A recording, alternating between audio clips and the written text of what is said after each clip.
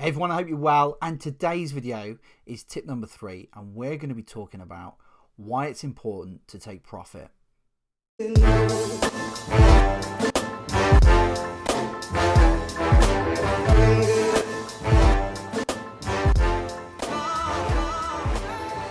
So it might seem really obvious that you obviously need to take some profits. Sounds really obvious, but the amount of people that don't is unbelievable. Generally, if you look at the markets, only actually 10% of traders do really well. The rest are generally sitting on losses. So that gives you a bit of an idea that there's not many big winners in the marketplace, but the winners that do are obviously taking profit. Now, when they take profit, they have a strategy, and you also need a strategy too. So whatever coin that you're buying, and you might have a generic sort of strategy, but I just thought I would share this one with you just to give you a bit of a flavor at least. So let's say I bought some fun coin. I bought it at $1 and I bought 1,000 coins. Well, first of all, I want to figure out, am I putting a stop loss in place? So actually, if I've got the decision wrong and it starts to tank, that I get out and I sort of mitigate any losses really quickly. So that's the first part of the strategy. The second part of the strategy is, once it gets to $2, I'm going to sell 50%. Well, what that will do is give you, one, your original investment back, and then you've got 500 coins which are completely free, and now £1,000 to invest in the next project. So this is like one simple strategy you can use. You might say that this is quite a tame strategy, but again, if you're looking to take profits out of the marketplace, then you just need a real simple strategy, and you need to be disciplined to execute the strategy every single time and not get greedy, because generally one of the big things I got taught is that greedy pigs in the market get slaughtered.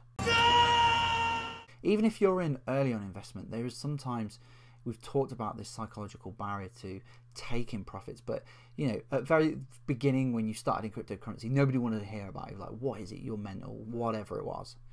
Then you get to the point where it starts to get a bit of traction, you start making a bit of profit, you're like, woohoo, this is great.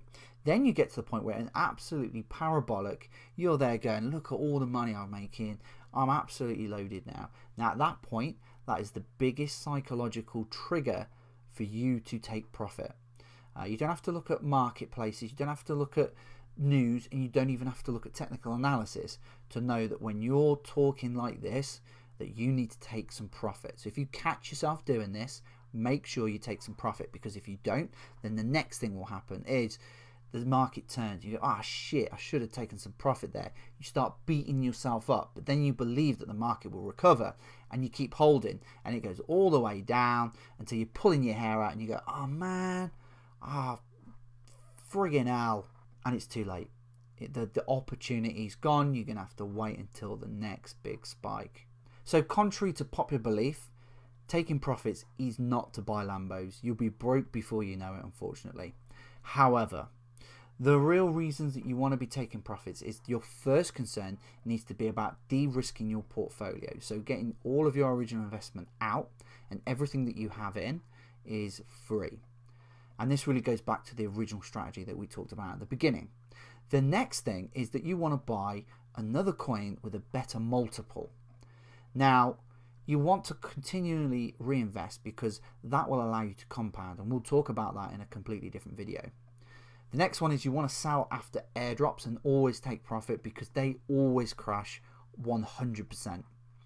And the other thing is some people want to go full time doing this. So if you want to go full time and replace an income, then obviously you need to take profits on a regular basis to be able to facilitate that, so you can do this as more than just a hobby. I hope you found this video useful, and on the next one we're going to talk about the J-curve.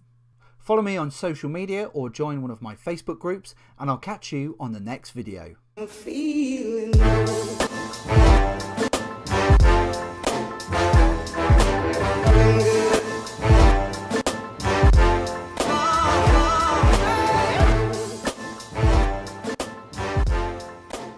and it goes all the way down. It's like, for fuck's sake.